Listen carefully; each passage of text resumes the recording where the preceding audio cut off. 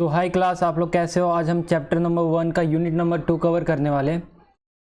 हमने पिछली वीडियो में यूनिट नंबर 1 कवर किया था। चलिए शुरू करते हैं, ज़्यादा टाइम नहीं लगाएंगे, रिवीजन सीरीज है। Accounting concept principle and conventions. Introduction पहले देखते हैं। Introduction. This is generally accepted set of rules providing unity of understanding, unity of approach in practical according to also in better preparation of financial statement. Generally accepted principal और rules provide क्या करता है हमें, understanding and unity of approach, जिससे हम किसी भी accounting practices को कर सके, ठीक है, इन बेटर वे, ठीक है, better preparation of financial statement, ठीक है। Financial statement prepared by the accountants communicate financial information to provide various stakeholders for decision making purpose, and therefore it is important that financial statement prepared by the different organizations should be prepared on uniform basis. Financial statement जो accountant prepare करते हैं वो communicate करते हैं हमें financial statement, और ये various stake holder को डिसीजन लेने में भी मदद करते हैं। इसलिए इसको एक यूनिफॉर्म, एक ही तरीके के अकाउंटिंग रूल्स एंड रेगुलेशन के हिसाब से बनाना चाहिए, ठीक है, यूनिफॉर्म बेसिस फॉलो होना चाहिए, ठीक है। If every accountant start following his own norms and notions for the accounting of different item, then there will be no and utter confusion, there will be an utter confusion, ठीक है। अगर accountant अपने हिसाब से ही अपने rules and regulation follow करने लगेंगे तो वो अपने ही रूल्स एंड नॉर्म्स फॉलो करने लगेंगे तो अकाउंटिंग में डिफरेंट एक बहुत ही अलग टाइप का कंफ्यूजन हो जाएगा और कंपेरेबिलिटी नहीं बचेगी, ठीक है, अकाउंट्स में। अगला पढ़ते हैं। The GAAP is use to describe the rules developed by the preparation of financial statement and are called concept, convention, postulate and principle etcetera. इन सब का मतलब सेम ही है। कॉन्सेप्ट को भी हम कन्वेंशन कह सकते हैं, पोस्टुलेट भी कह सकते हैं, प्रिंसिपल भी कह सकते हैं, ठीक है। गैप एक जनरली एक्सेप्टेड प्रिंसिपल है जो अकाउंट्स में फॉलो होता है, जो आप आगे भी पढ़ने वाले। चलिए आगे पढ़ते हैं। This principle are ground rules which define the parameter and constant within which an accountant reports are generally generated. ये जो प्रिंसिपल है, जो गैप हम पढ़ने वाले, वो एक डिफाइन क्या करता है हमारे लिए, पैरामीटर एंड कांस्टेंट, जिसके दायरे में रह के हम क्या एक फाइनेंशियल रिपोर्ट को जनरेट करते हैं। अकाउंटिंग कॉन्सेप्ट, आगे बढ़ते class. Accounting concept defines the assumption on the basis of which financial statement of business entity are prepared. Accounting concept एक ऐसा अजम्पशन होता है जिसके बेसिस पे हम किसी भी फाइनेंशियल स्टेटमेंट को प्रिपेयर करते हैं किसी भी बिजनेस का, ठीक है। अकाउंटिंग कन्वेंशन क्या है? Accounting convention out of the accounting practices commonly known as accounting principle adopted by various organisation over a period of time. Accounting convention क्या है? एक आउट ऑफ वो प्रैक्टिस से अराइज होता है, जो हम चीज़ों को एक ही अलग अलग टाइप की चीज़ों को एक ही मेथड से करते रहते हैं तो कोई एक स्पेसिफिक हमारे लिए वो तरीका बन जाता है ना, तो उसी को कहा गया अकाउंटिंग कन्वेंशन। वो प्रैक्टिसेस होते हैं जो commonly known as accounting principle, उन्हीं को अकाउंटिंग प्रिंसिपल के रूप में जाना जाता है। आगे बढ़ते हैं। This convention need not to be universally applicable. इन कन्वेंशन को जरूरत नहीं है कि हर जगह अप्लाई हो, मतलब दुनिया में सभी जगह अप्लाई हो। जैसे हमारे इंडिया के कन्वेंशन कुछ और है, प्रिंसिपल अमेरिका के कुछ और है, ठीक है। In the study material the term accounting concept, accounting convention have been used interchangeably to mean those basic point of agreement on which financial accounting theory and practices are founded.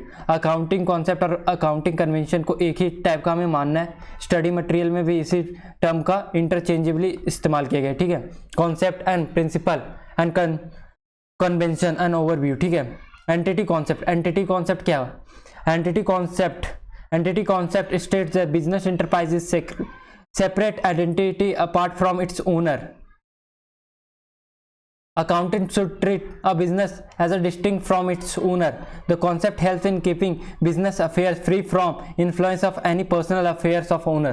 इसमें बताया गया है कि अकाउंटिंग मतलब कि accounting के point of view से business और ओनर दोनों अलग अलग एंटिटी है।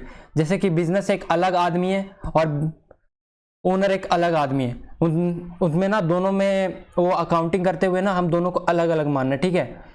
जैसे कि हमारे अकाउंटिंग पे ओनर का हमारे बिजनेस पे कोई इफेक्ट नहीं पड़ना चाहिए और हमारे बिजनेस का हमारे ओनर के पर्सनल लाइफ पे कुछ इफेक्ट नहीं पड़ा, दोनों अलग अलग है, ठीक है, इसको याद रखना।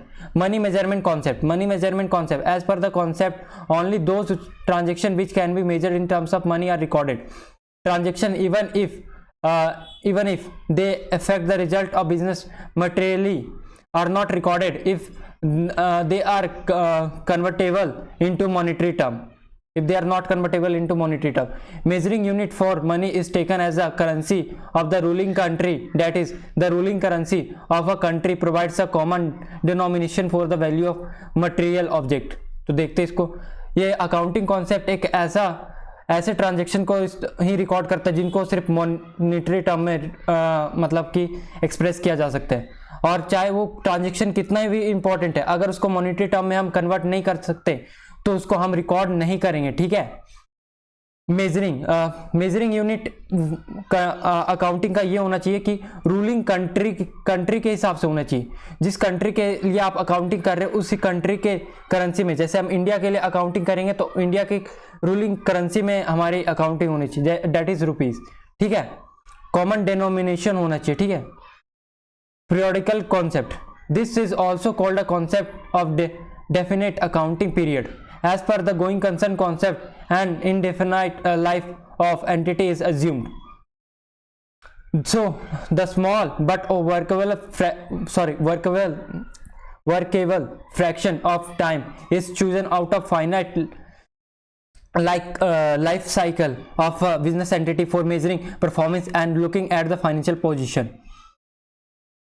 1st April to 31st March accrued expenses or accrued revenue only with the reference to the finite time frame which is called accounting period. accounting concept जो ये हम एक किसी भी बिजनेस का एक ना वो जो क्या बोलते हैं अकाउंटिंग पीरियड होता है वो डिफाइन नहीं होता, इनफाइनाइट होता है, उसको ना वर्केबल फ्रैक्शन मतलब फ्रैक्शंस में बांट देते हैं, जैसे उसे फाइनेंशियल ईयर बोलते हैं, जो कि कहां से कहां तक होता है 1 अप्रैल टू 31 मार्च, ठीक है। और वो हम जैसे कि इसमें ना गोइंग कंसर्न कॉन्सेप्ट का भी यूज होता है, उसमें हम क्या मानते हैं गोइंग कंसर्न कॉन्सेप्ट में आगे अभी आने वाला है, उसमें मानते हैं कि जो हमारा बिजनेस है वो इनफाइनाइट पीरियड के लिए, इनडेफिनेट पीरियड के लिए चलने वाला है, ठीक है। अब देख रहे हैं एक्रूअल कॉन्सेप्ट जो है वो हमें रिवेन्यू के बारे में और एक्सपेंसेस के बारे में बताता है, क्योंकि हम एक्रूअल कॉन्सेप्ट के कारण ही रिवेन्यू और एक्सपेंसेस को रिकॉर्ड करते हैं। जो भी नॉमिनल नेचर की ट्रांजैक्शन होते हैं, रेवेन्यू, इनकम लॉसेस और जो एक्सपेंस हो गए, वो सारे ना ये फाइनाइट पीरियड की वजह से ही होता है, क्योंकि 1 ईयर में ये अकाउंट सारे क्लोज हो जाते हैं, ठीक है। आगे भी पढ़ोगे आप अभी डिटेल में। Thus the periodicity concept facilitate in comparing the financial statement of different period, ये हमें कंपैरिजन में मदद करता है। Uniform and consistent accounting treatment for ascertaining the profit and asset of the business. Uniform consistent एक ही तरह के अकाउंटिंग ट्रीटमेंट का इस्तेमाल करते हुए हमें क्या मदद मिलता है, ये प्रॉफिट को असर्टेन करने में मदद करता है और asset of business. Matching periodic revenue with expense for generating correct result of business operation. Matching periodic revenue with expense को रिवेन्यू से हम मैच करते हैं ताकि इससे पता चले कि कितना रिवेन्यू को अर्न करने में कितना एक्सपेंस खर्चा हुआ, ठीक है। Accrual concept, under the accrual concept if the effect of transaction and other event are recognised on the mercantile basis when they are occurred, not they and not as cash or cash equivalent is received or paid. Accounting accrual concept में उन transaction को हम record करते हैं, जैसे कि मैंने cell कर दिया अपने हिसाब से, मतलब मैंने अपने क्लाइंट को गुड्स डिलीवर कर दिए, तो मेरी तरफ से ना वो रिवेन्यू की तरह रिकॉग्नाइज, वो तब नहीं करेंगे जैसे मैंने अभी गुड्स बेच दिए, ठीक है, डिलीवर, जब मुझे पैसे आ गए तब हम उसे रिवेन्यू नहीं, जब हम अपनी तरफ से डन हो गए, हमने मतलब अपना कर्तव्य पूरा कर दिया तो उसको रिवेन्यू की तरह मान लेंगे, ठीक है। Financial statement are prepared on accrual basis, inform user not only to past event involving the payment and receipt of cash but also obligation to pay cash in future of resources that represents cash to be received in future. ये सिर्फ accrual concept की वजह से हमें पता क्या चलता है पास्ट इवेंट के बारे में, और जो अभी जैसे कि जो अमाउंट हम पे कर चुके हैं और जो हमें पेएबल है, मतलब हमें फ्यूचर में पे करना है, या रिसीवेबल है, रिसीव्ड होने वाला, उसके बारे में भी हमें एक्रूवल कॉन्सेप्ट के कारण ही पता चलता है। ठीक है, revenue is gross inflow of cash receivable and other consideration arising in the course of ordinary activity. Expenses is the cost relating to the operation of an accounting period or to revenue earned during the period or benefits of which do not extend beyond the period. Accrual means recognition of revenue and cost as they are earned or incurred and not the as money received or paid. The accrual concept relate to measurement of income, identification asset and liability. Expenses उन चीज़ों से हम relate, इस accrual concept में हम expenses को revenue से relate करते हैं एक फाइनाइट अकाउंटिंग पीरियड में, 1 अप्रैल टू 31 मार्च। उससे हमें क्या पता चलता है, एक रिवेन्यू को, मतलब रिवेन्यू को अर्न करने के लिए कितना हमने एक्सपेंस का इस्तेमाल किया। ठीक है, the benefit do not extend beyond the 1 year. ठीक है, इसका जो एक्सपेंस है एक ही साल में, ये अकाउंट रिवेन्यू जो भी नॉमिनल नेचर के अकाउंट तो एक ही साल में क्लोज हो जाते हैं। ठीक है, एक्रूवल मींस रिकॉग्नाइजेशन और revenue and cost as they are earn. ये जब मतलब रिकॉग्नाइज किया जाता है, जब इनको अर्न कर लिया जाता है, या इनकर्ड, जब नहीं जबकि हमें पैसे मिल गए या हमने पे कर दिया। ठीक है, timing of revenue and expenses booking could be different from cash received or cash paid. When cash received before the revenue is booked, cash पहले ही रिसीव्ड हो गया, हमने पहले रिवेन्यू को अर्न करने से पहले हमने अपनी तरफ से गुड्स को डिलीवर नहीं किया, हमने पहले ही पैसे मिल गए क्लाइंट्स से, तो इसका मतलब ये एक liability is created when cash is received in advance. ठीक है, when cash received after the revenue is booked, हमने अपनी तरफ से गुड्स डिलीवर कर दिए। ठीक है, और फिर हमें पैसे मिले, तो ये क्या हो गया, हमने मतलब कि हमने ना मतलब कि उसको डिलीवर कर दिया गुड्स, फिर उसके बाद थोड़े दिन बाद उसके पैसे मिले, तो वो क्या हो गए, an asset called trade receivable. ठीक है, इज क्रेडिटेड। ठीक है, when cash paid before the expenses is booked, हमने कैश पहले ही, इलेक्ट्रिसिटी बिल पहले ही पे कर दिया, इलेक्ट्रिसिटी का हमने इस्तेमाल नहीं किया, लेकिन जैसे हम अभी हैं किस में, मान लो अभी हम कोई मंथ्स का एग्जांपल ले लेते हैं, हमें अभी सितंबर में। ठीक है, हमने मई का भी, एक मिनट गाइस, एक minute,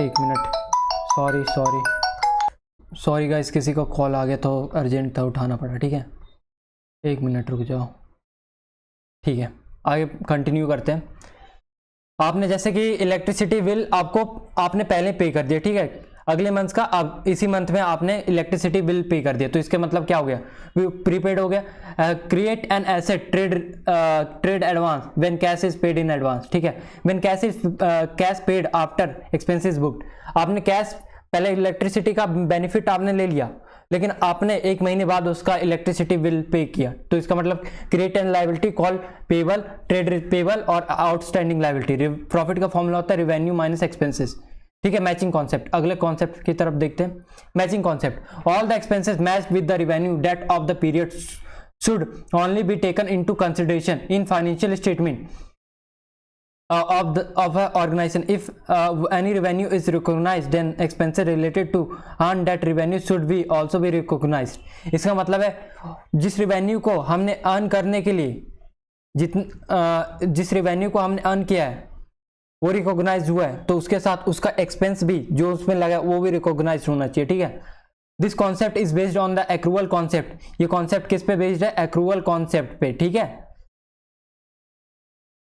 accrual concept. It is not the necessary that every expense identify every income.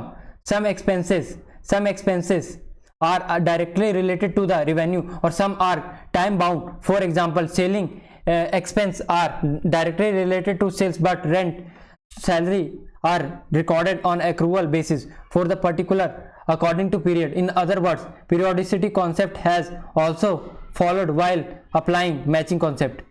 इसका मतलब क्या है, इस कॉन्सेप्ट में हम देखते हैं एक्रूवल कॉन्सेप्ट का भी इस्तेमाल होता है। ठीक है, ये एवरी एक्सपेंसेस को जो भी एक्सपेंसेस है उनको एक रिवेन्यू के साथ रिलेट करता है। ठीक है, वो डायरेक्टली हो या indirectly.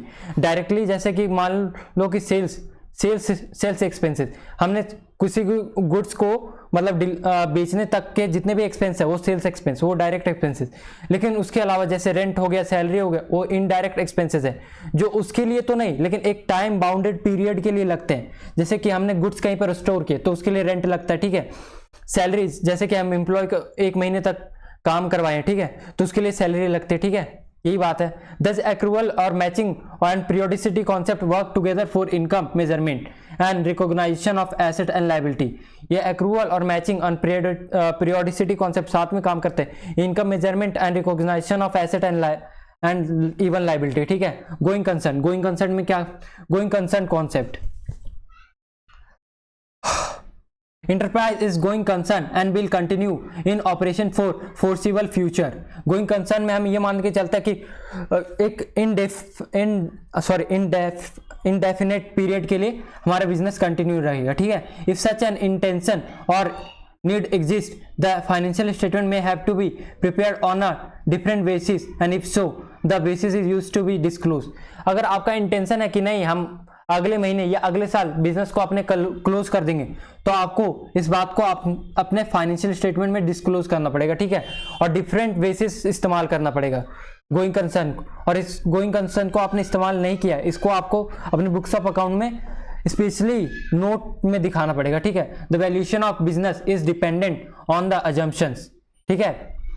If going concern concept is taken, increase or decrease in the value of asset is short run is ignored.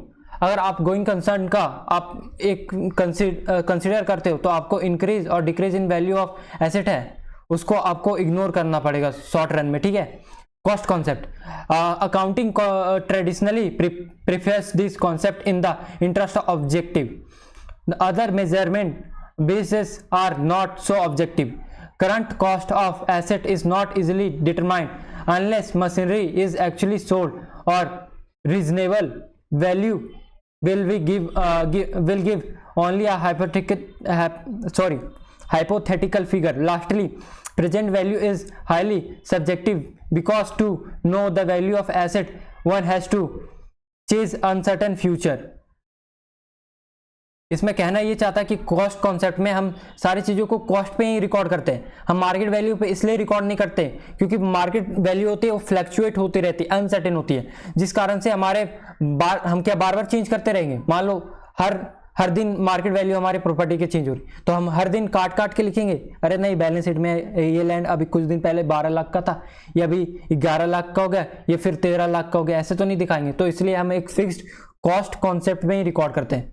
Inflation situation, under the price of all commodity go up, average acquisition of losses and it's revenue.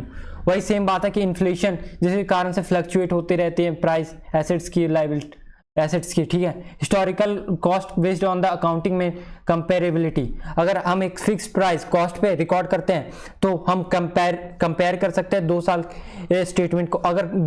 अगर हम market price पे हर वक्त record करते रहे तो fluctuate होते रहेंगे तो हम ठीक से कंपेयर ही नहीं कर पाएंगे, ठीक है। Many asset do not have acquisition cost, human asset of enterprise are example.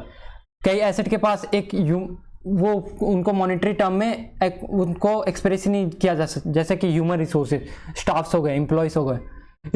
Realisation concept या revenue recognition, if closely follows the cost concept, if change in the value of an asset is to be recorded only when the business is realized, service is rendered, service को हमने provide कर दी, या transfer of ownership of good और asset, हमने किसी को goods deliver कर दिए या ओनरशिप ट्रांसफर कर दिया अपने एसेट का, तब उसको रियलाइज मानते हैं कि हम इसको रियलाइज कर सकते हैं, ठीक है, रिवेन्यू को या रियलाइज कर सकते हैं, ठीक है। डुअल एस्पेक्ट ऑफ अकाउंटिंग, वही इस काउंटिंग डुअल एस्पेक्ट ही ज्यादा कुछ देखने वाला। This concept is the core of the double entry book keeping system.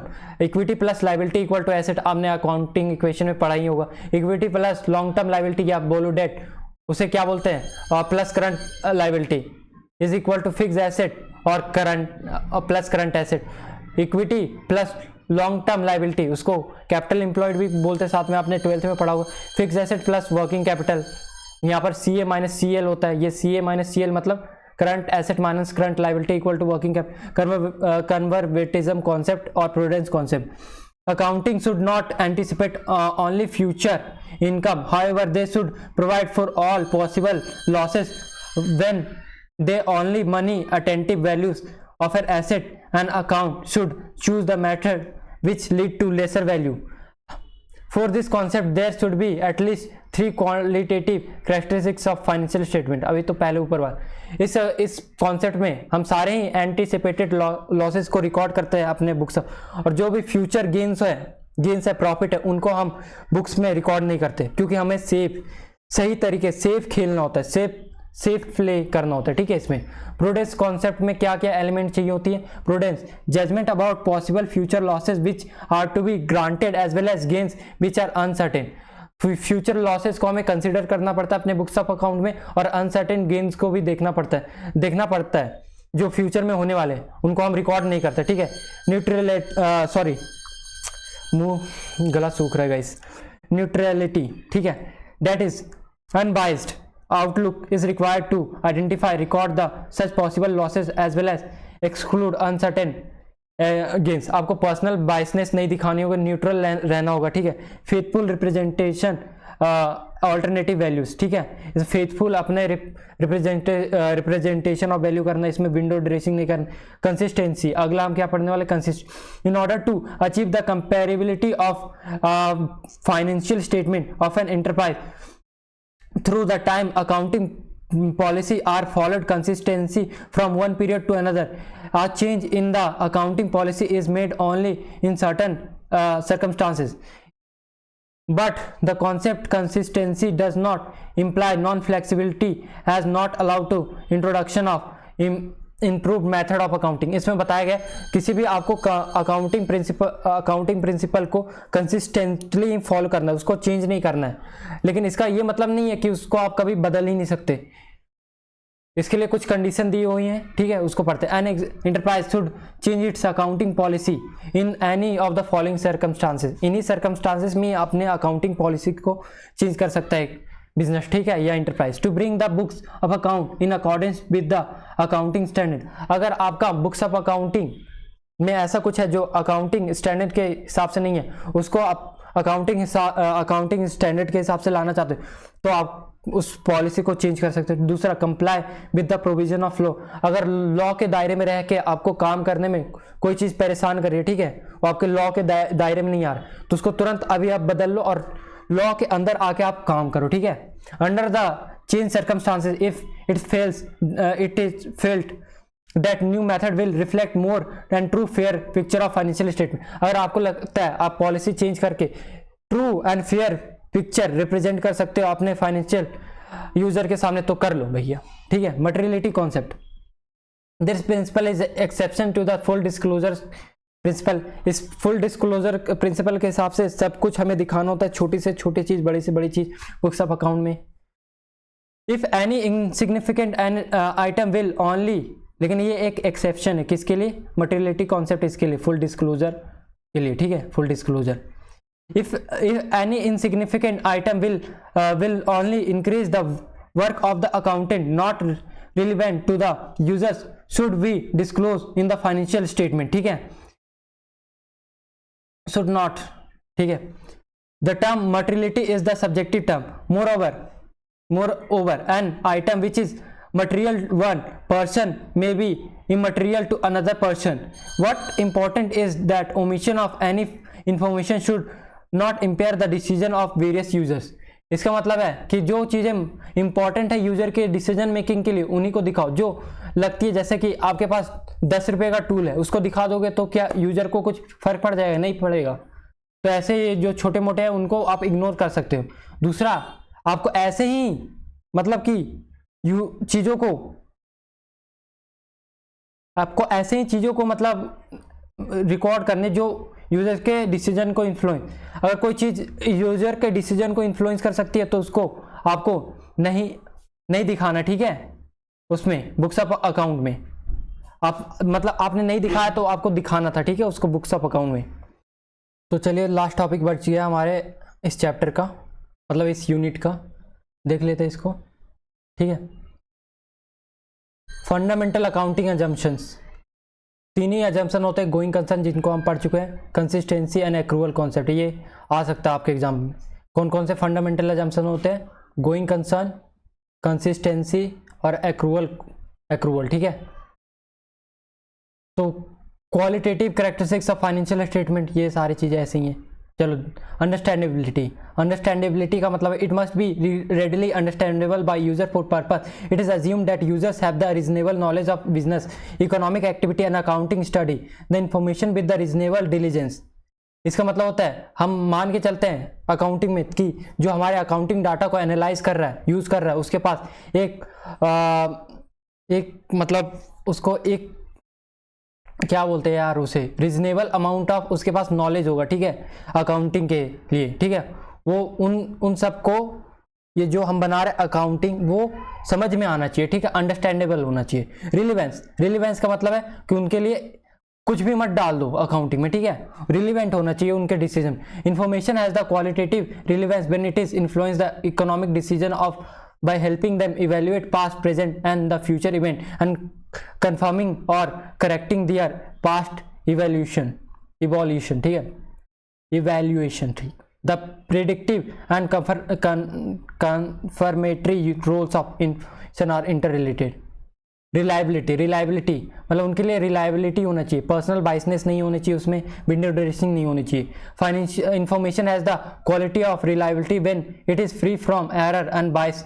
This can be depend by the users and represent faithfully that it is either purports to represent or could be reasonably way expected to represent. Comparability दो 2 years के financial data comparable होना चाहिए, ठीक है। Users must be able to compare the financial statement of enterprise through time in order to identify trends in the financial position, performance and cash flow, ठीक है। कंपेरेटिबल होना चाहिए, तो हम पढ़ चुके लगभग सारा चैप्टर कवर्ड है। इसमें 5वां क्या है, मटेरियलिटी, ये उतना इंपॉर्टेंट नहीं है, ये पूछा नहीं जाता। जो 4 मैंने आपको बताया ऊपर वाले, क्यों कौन कौन से हैं, अंडरस्टैंडेबिलिटी, रिलायबिलिटी, रिलीवेंस और कंपेरेबिलिटी, यही क्वालिटेटिव एलिमेंट्स है। ये बाकी सब वही आगे के पढ़ सकते हो, ये कुछ खास नहीं, इनमें क्वेश्चन नहीं आते। Materiality, faithfully representation, substance over form, neutrality, prudence and full and fair, adequate disclosure, competitive, completeness, ठीक है। तो हमारा पूरा चैप्टर कंप्लीट हो गया। आई होप आपको पसंद आया होगा, ठीक है गाइस, थैंक यू। पसंद आया होगा तो लाइक कर देना।